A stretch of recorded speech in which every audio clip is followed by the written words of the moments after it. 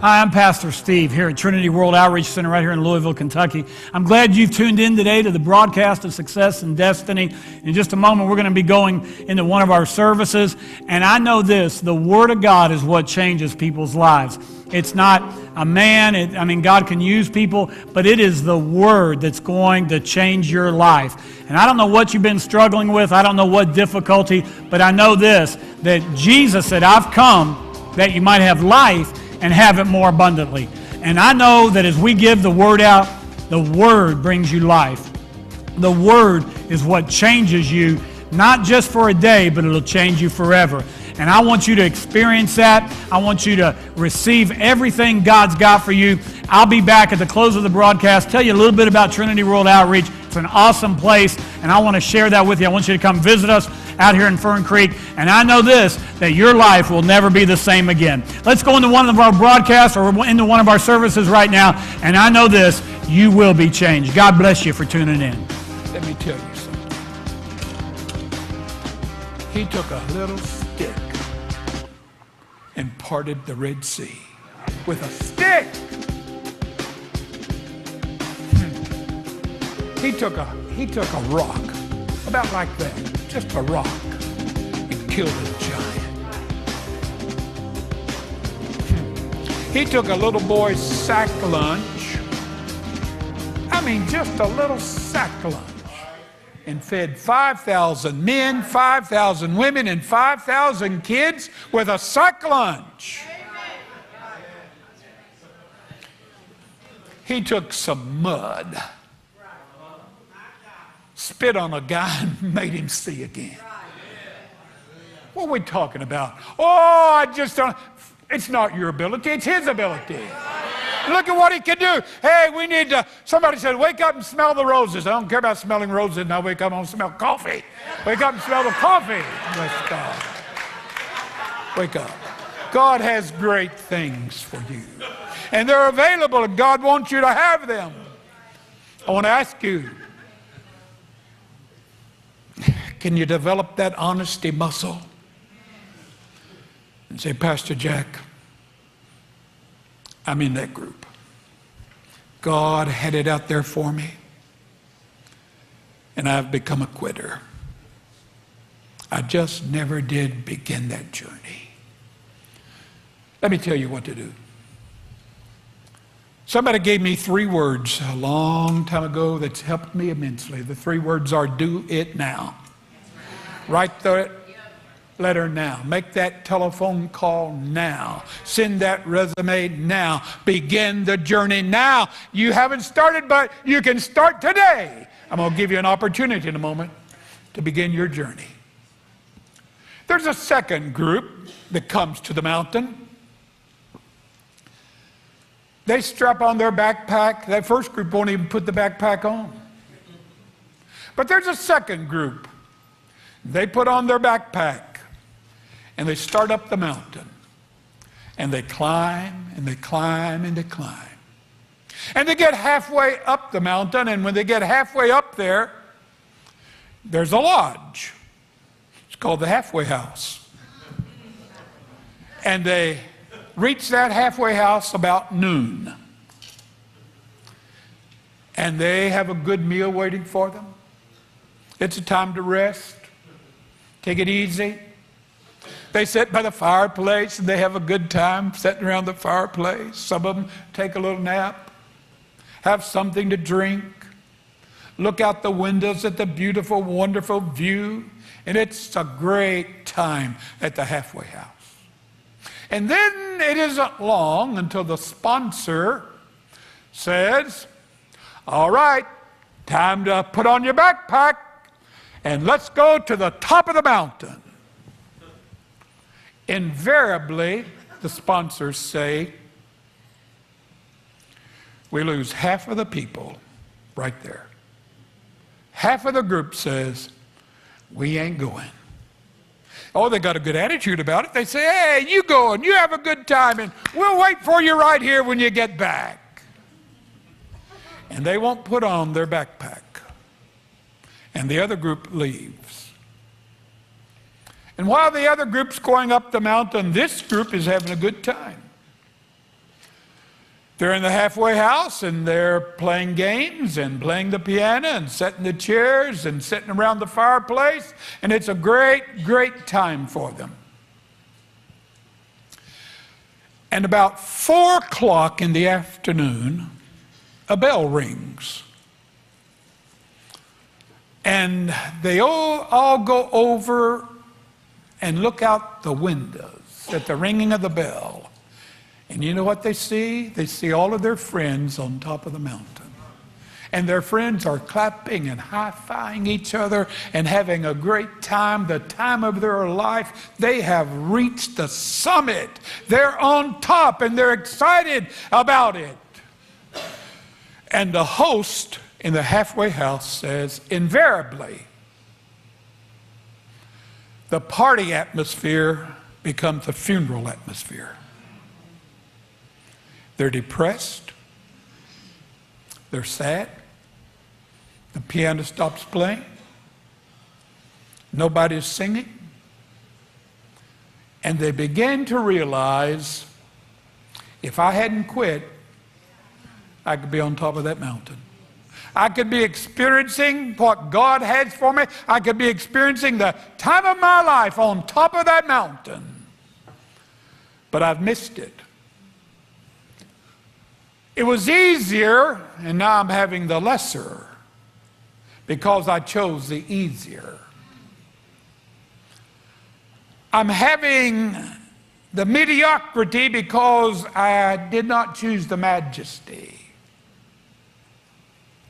I chose to be a camper instead of a climber. I'm wondering if you're in that group. You got started on the journey. You were doing well, but somewhere along on the journey, you quit. And you became a camper.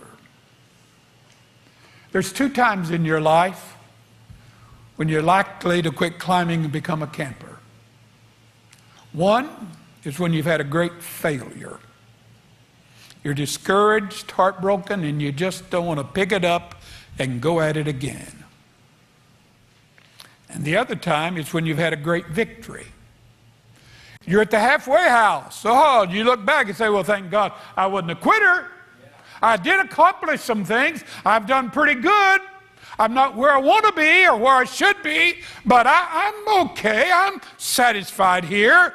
And you pitch your tent and you become a camper on the journey of life. Vince Lombardi won the Super Bowl. And on that Sunday after the game was over, they're all in their locker room celebrating, high-fiving. Man, it's great. We've won the Super Bowl, on and on. It's a great, great time of victory. And they're waiting for Coach to speak to them and congratulate them and build them up. And Lombardi does.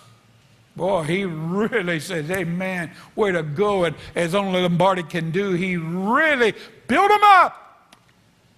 And then he said, now, practice begins Tuesday at 10 o'clock. They said, no, Coach, no. The season's over. And we've won the Super Bowl. And Lombardi said, I know. But listen to his words. You did not win the Super Bowl on the Super Bowl field. You won the Super Bowl on the practice field. See you at 10 o'clock. You can't be a quitter. You got to keep on, keeping on, keeping on, keeping on. There's a woman in the Bible. We don't know her name, but we know that she certainly did not need to be and had no right to be in the company of Jesus and his disciples and those who were present. Her daughter had a demon, and she came to the Lord asking him to cast that demon out of her daughter and make her daughter well. Now, she starts saying, Jesus, Jesus. And the disciples try to get her to shut up, but she won't. She said, no. In fact, the Bible says she just kept on coming. Well, you're not supposed to do that if you're a woman. You're not even supposed to be talking to him. And here she is coming toward him. And the disciples said, whoa, hold on, Jesus. Send her away. She's bothering us. I like this woman. She didn't pay a bit of attention to them. She just kept on coming. Kept on coming. Matthew's gospel says she's crying out to him, and he answered her not a word. He didn't even speak to her. I often wonder, Lord, why didn't you talk to this woman? She's right there after you, and you just wouldn't speak to her. You know what I think? That's just me. I think he's admiring her. He's saying, wow. Way to go. I like what she's doing. That's why he didn't say. He was just saying, boy, I like her. And finally, they have a dialogue. I think we misunderstand the dialogue. I think it's a humorous time between the two of them. And Jesus said to her, woman, you're a Canaanite woman. You're not even supposed to be talking to me. He said, don't you know? Man, you ain't up but a little dog. That's all. Didn't faze her a bit.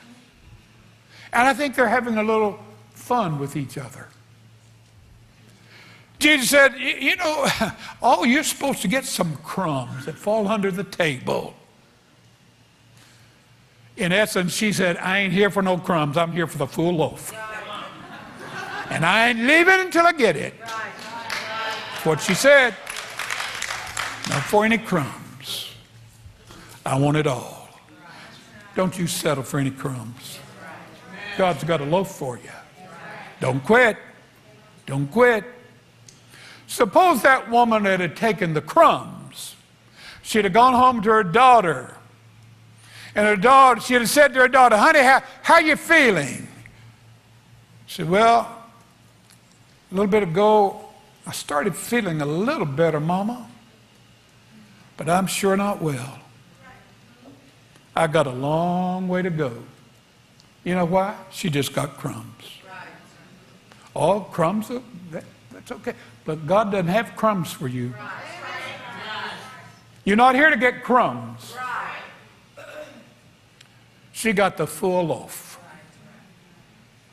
And she went home to that daughter, and she found that daughter doing cartwheels. She found that daughter leading cheers. She's leading cheers for the big, she's leading cheers for the Cardinals. That's who she's leading cheers for. Cardinals.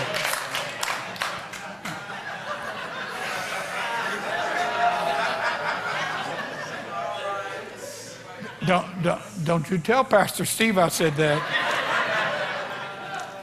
When Jay and I go over to the house for lunch, he'll break our plate. Don't you tell him. She had a victory, that girl did, because her mother wouldn't quit. You get your victory because you don't stop at the halfway house. You don't sign up to be a charter member of the halfway club. God never called you for that. No way. No way. If you are saying this morning, I'm in that group, Pastor. I got started, I was doing well, but for whatever the reasons, I've just quit. Instead of continuing to be a climber, I become a camper, and I've just camped out. You know what? If you'll let him, God will hit your restart button this morning. You can go all the way back to the top. But there's one other group. They're called the climbers. Oh, they were at the halfway house and they were enjoying all the good time, but when the host or the sponsor said, time to strap on your backpack, they strapped on their backpack and they said, here we go again. Their backpack, they had written on it, can do. I can do it. I believe there's some climbers here this morning. I believe there's some people here who've developed their can-do muscle.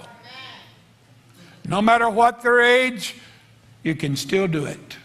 And you're still in the climb, and you're a climber. Let me tell you a true story about Joe Fowler. Unusual man.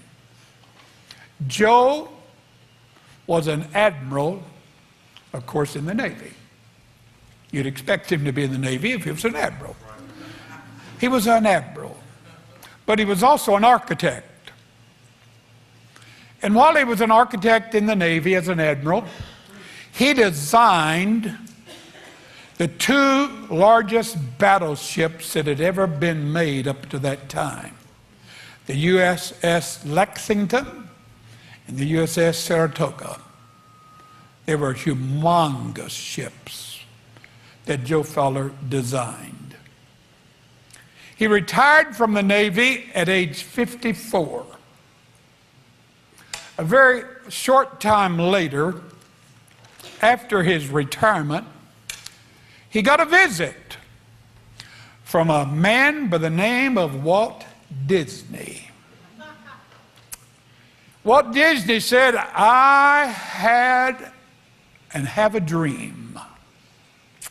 And my dream is to build a family recreational facility in California, the likes of which nobody has ever seen. And he laid out all of his plans to Joe Fowler.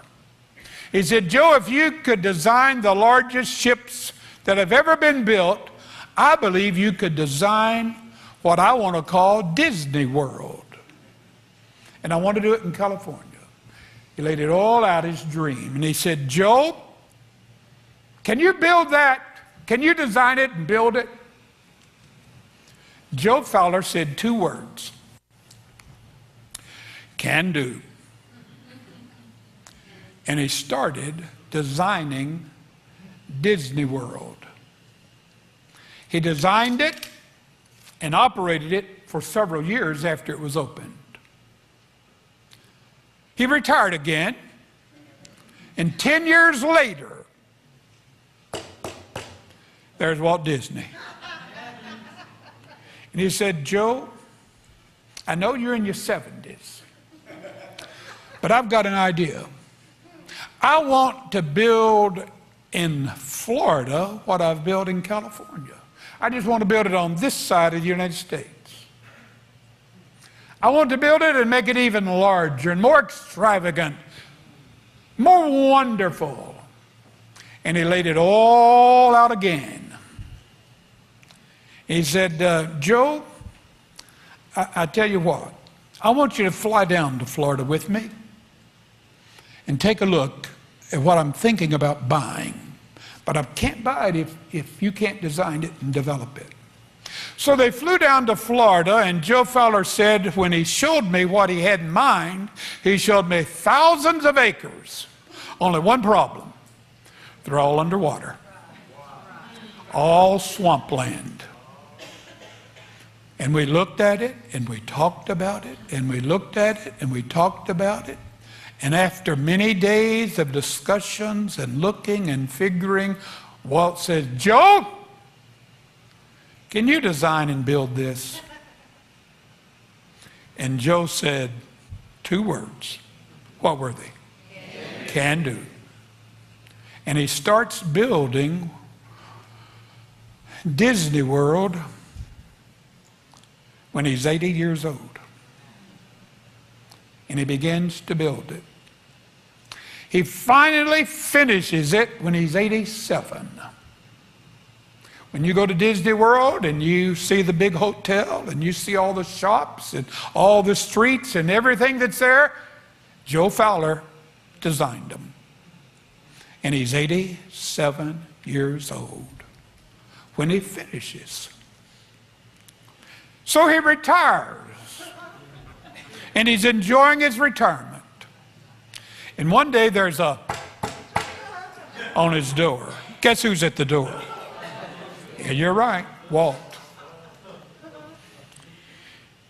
And he said, Joe, I've got an idea. I want to build the Epcot Center. I want to tell you about it, Joe. And he laid it all out again. And after he looked at it, because of what was to be designed and built, Joe said, I've never seen anything like this. Never. This takes more than Disneyland and Disney World. The Epcot Center is something very unusual. And after they talked about it for a long time, Walt said, Joe, can you do it? And Joe said 2 words. Can do. And he started at 87 designing the Epcot Center. 87 years old. And he worked on it, and he worked on it, and he worked on it. And he built it, designed it, and operated it for a long period of time. One day, Joe walked into Walt Disney's office, and he had with him his drafting board. And Walt says, what are you doing, Joe? He says, I'm laying my drafting board on the floor. Why? Because I'm going to retire. What are you going to retire for, Joe? He said, because I'm 99 years old. And at 99, I think I ought to retire, Walt. And he retired after having built those 3 humongous places, and he finished it when he was 99 years old. Wow. You can grow old in the Lord, or you can grow up in the Lord. Come on and join me. I'm going to grow up in the Lord. I'm not going to grow old in the Lord.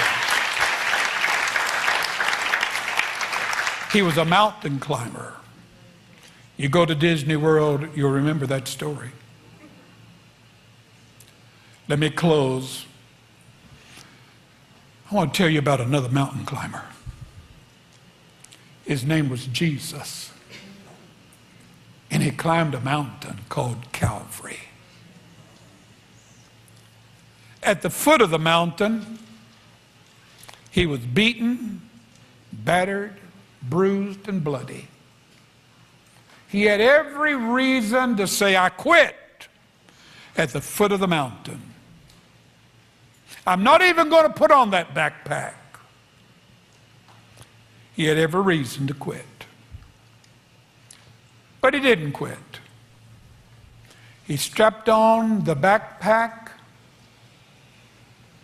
in the form of a cross. That was his backpack. And he starts up the mountain. And he climbs, and he climbs, and he climbs.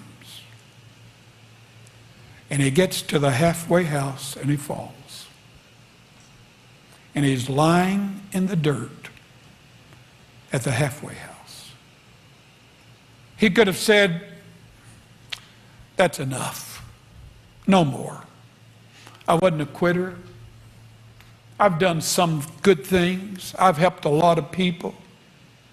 They can follow my example, but no more. But he was not where he was supposed to be. He had not yet fulfilled the vision that God had given him. So he got up out of the dirt, and he continued his way up that mountain. And when he got all the way to the top, they laid the cross on the ground, and they put our Lord on the top of that cross. And as Pastor Steve had the other Sunday, they put nails, spikes through his body. Picked up that cross. Several men had to lift it. They carried it over and dropped it with a thud into the ground. Every organ in his body vibrated with pain when they hit the bottom of it. He's hanging on that cross. I want to push the pause button for just a moment, right there. And I want you to go with me to see the father of the prodigal son. The father of the prodigal son is welcoming home his boy. And he has his arms stretched out like this. He's saying, welcome home, son. Welcome home. But notice something, if you will. There's only room for the one boy. That's all. Now back to the cross. Because on the cross, his arms aren't like this. They're like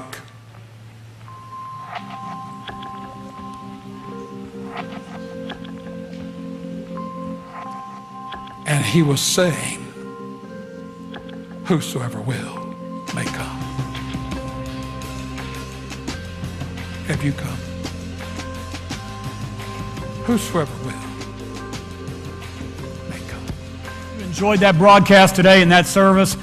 As I said at the beginning, it's the word that changes you. And whatever challenges you're facing, whatever you're going through, I know this: greater is he that's in you than he that's in the world. And that's an encouraging message that we preach all the time here at TWOC. I want you to come visit us. Our service times are at 10 a.m. on Sunday morning, 6:30 on Wednesday night Bible study. I want you to come get involved. If you're unchurched and you need a church home, I want you to come visit us, see what God's doing here at Trinity World Outreach. We're located in the heart of Fern Creek, just off of the Gene Snyder and Bardstown Road on Seatonville. Come down about a mile on Seatonville Road. You'll find us there. We got a great campus, beautiful campus, Family Life Center. On Wednesday nights, we've got amazing youth ministry, state-of-the-art children's ministry for your kids. There is something for everybody here at TWOC, and I want you to be a part of it. We are experiencing revival. Some people are waiting for it. We decided to just jump in and experience it, and God's moving. There's testimonies. Lives are getting changed. People's hearts are turning back to God. People are being saved and baptized. I don't want you to miss it. God is doing an amazing thing here at TWOC. Your best days are not behind you, they're ahead of you. And I can't wait to meet you, to have you come visit one of our services. Until then, thanks for watching Success and Destiny. We'll see you next time. Until then, enjoy life in abundance to the full till it overflows. God bless you.